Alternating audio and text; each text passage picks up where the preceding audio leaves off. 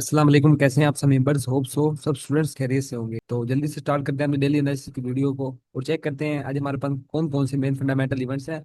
और उसके बाद हम चार्ट पर टेक्निकल एनालिसिस करेंगे और ट्रेड के लिए बेस्ट अपॉर्चुनिटीज फाइंड करेंगे। ये सबसे पहले मेरे पास परफेक्टली ओपन हो गया है। आज के हम इंपॉर्टेंट फंडामेंटल इवेंट्स के हवाले से डिस्कस कर लेते हैं। आज ट्यूसडे है। ट्यूसडे को हमारे पास दो इंपॉर्टेंट डाटाज हैं। एक हमारे पास यूएस का जॉब जोल्स ओपनिंग का डाटा है और सेकंड नंबर पर हमारे पास कंज्यूमर कॉन्फिडेंस का डाटा है। जॉब जोल्स ओपनिंग के डाटा को अगर हम देखें तो प्रीवियस जो रीडिंग थी वो 7.77 मिलियन की थी। अब जो फोरकास्ट की जा रही है वो 7.51 मिलियन की जा रही है। लो फोरकास्ट की जा रही है। अगर ये डाटा फोरकास्ट से पॉजिटिव आता है तो ये यूएसडी के लिए पॉजिटिव साइन होगा। डीएक्सवाई इससे मोमेंटम गेन करेगा। अगर ये डाटा फोरकास्ट से नेगेटिव आता है मानी कम जॉब्स ओपन होती है, जॉब्स ओपनिंग जो होती है वो कम होती है 7.5 मिलियन से, तो इससे जो यूएसडी होगा वो वीक होगा। इससे यूएसडी पर नेगेटिव इंपैक्ट पड़ेगा। उसके बाद सेकंड नंबर पर हमारे पास कंज्यूमर कॉन्फिडेंस का डाटा है। कंज्यूमर कॉन्फिडेंस डाटा को अगर हम देखें तो प्रीवियस रीडिंग 93 की थी।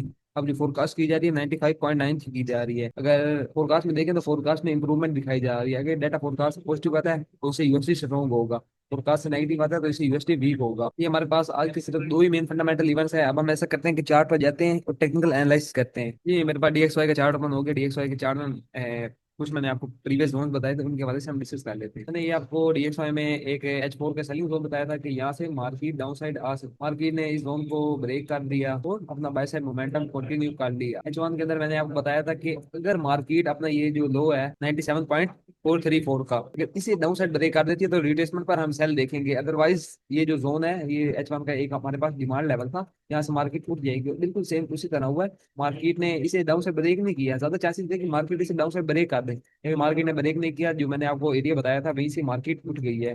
और मार्केट के अंदर कल के दिन एक स्ट्रॉन्ग बुलिश मोमेंटम आया है। इसकी मैं आपको रीजन बता देता हूँ कि हमारे पास रीजन ये है कि यूएस और जो यूरो की ट्रेड डील हुई है उसकी वजह से ये डीएक्सवाई में हमें एक पंप देखने को मिला है। यूरोपियन यूनियन और ये अमेरिका के दरमियान एक ट्रेड हुई है कि अमेरिका जो भी एक्सपोर्ट करेगा अपनी चीजें यूरोप को, यूरोप उसके ऊपर कोई टैरिफ नहीं लगाएगा। यूरोप की तरफ से कोई टैरिफ नहीं है। लेकिन यूरोप अगर कोई चीज अपनी एक्सपोर्ट करता है अमेरिका को तो उसके ऊपर 15% टैरिफ लगाए जाएंगे।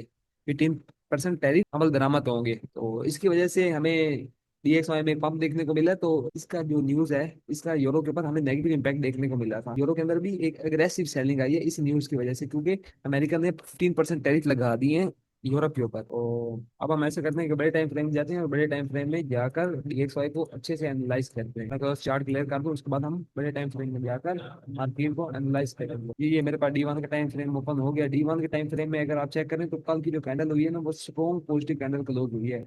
कल कैंडल के अंदर एक स्ट्रॉन्ग बाय का मोमेंटम था।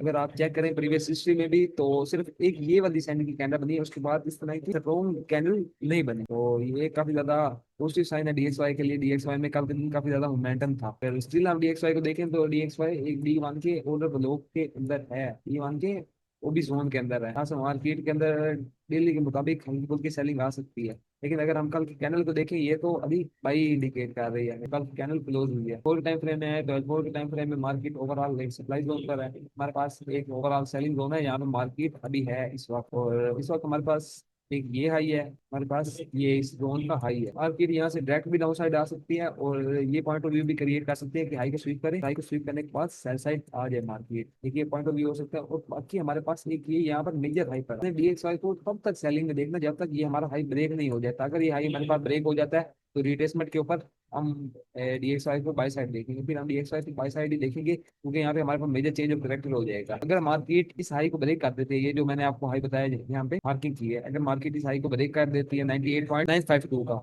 तो यहाँ पे हमारे पास ऊपर ये हाई होगा जिससे मार्केट स्विंग करके डाउन साइड आ सकती है। डीएक्सवाई को हमने इस हाई तक सेलिंग में देखना है। अगर हाई के ऊपर डी वन में कोई कैंडल क्लोज हो जाती है तो तब हम डीएक्सवाई को बाय देखेंगे, अदरवाइज हम सेल में ही देखेंगे। और बाकी मजीद छोटे टाइम फ्रेम में M15 के टाइम फ्रेम में, तो M15 के टाइम फ्रेम के अंदर यहाँ पर एक इंग्लिश स्ट्रक्चर चल रहा है डीएक्सवाई में और यहाँ पर एक हमारे पास प्रीवियस लो पड़ा हुआ है। M15 के टाइम फ्रेम में मार्केट इस जो लो है इसको ब्रेक कर देती है डाउन साइड और रिट्रेसमेंट पर हम डीएक्सवाई में सेलिंग देख सकते हैं, क्योंकि मार्केट ओवरऑल एक सेलिंग जोन के अंदर है।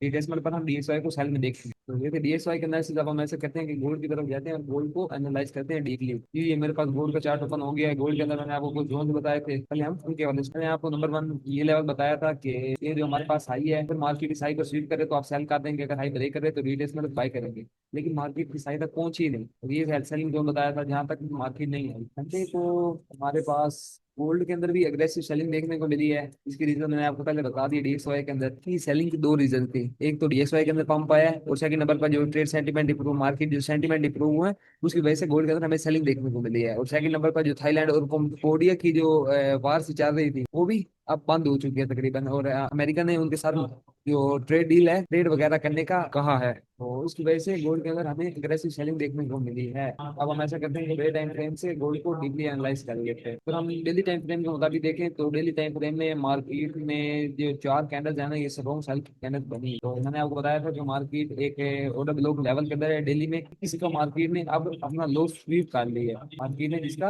अब लो स्वीप कर लिया, लो टेकन आउट कर लिया, जो कि हमारे पास बाई की कंफर्मेशन है कि यहाँ से मार्केट बाय साइड उठ सकती है। डेली के मुताबिक डेली टाइम फ्रेम तो हमें बाय बता रहा है, क्योंकि मार्केट ने एक अपना ऑर्डर ब्लॉक जो जोन है उसका लो स्वीप कर लिया। एच4 के टाइम फ्रेम में आए तो एच4 के टाइम फ्रेम में के अंदर भी हमारे पास यहाँ पे दो तकरीबन इक्वल लो लिक्विडिटी थी, उसे मार्केट ने टेकन आउट कर लिया और अच्छे से मार्केट ने इसे एच4 में स्वीप कर दिया। हमारे पास बाई का साइन एच4 के मुताबिक थी। उसके बाद मजीद छोटे टाइम फ्रेम में आए तो यहाँ पे गोल्ड अग्रेसिव सेलिंग के बाद अपना बाई से मोमेंटम कंटिन्यू कर रहा है, थोड़ी सी रिट्रेसमेंट लेने की कोशिश कर रही। स्टिल हमारे पास एच1 के अंदर ये वाला हाई पड़ा है। अगर मार्केट इस हाई को ब्रेक कर देती है तो हम रिट्रेसमेंट पर गोल्ड को लॉन्ग टर्म बाय में देखेंगे। और सेलिंग के लिए इस वक्त हमारे पास एक ये जोन है, हमारे पास यहाँ से मार्केट डाउन साइड आ सकती है। उसके बाद हमारे पास ये हाई है जो मैंने आपको मार्क करके दिया है।